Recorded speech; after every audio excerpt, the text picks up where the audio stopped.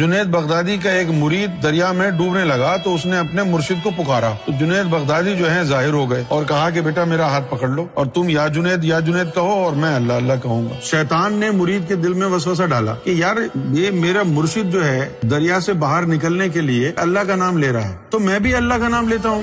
جیسے ہی اس نے اللہ کا نام لیا وہ ڈوب گیا۔ پھر اس نے مرشد کو پکارا، پھر مرشد آئے اور کہا کہ تم کو تو میں نے کہا تھا کہ میرا نام لو، تم نے اللہ کا نام کیوں لیا؟ اس نے کہا جی میں نے آپ کو دیکھا آپ اللہ اللہ کہہ رہے تھے تو میں نے سوچا میں بھی اللہ اللہ کہوں۔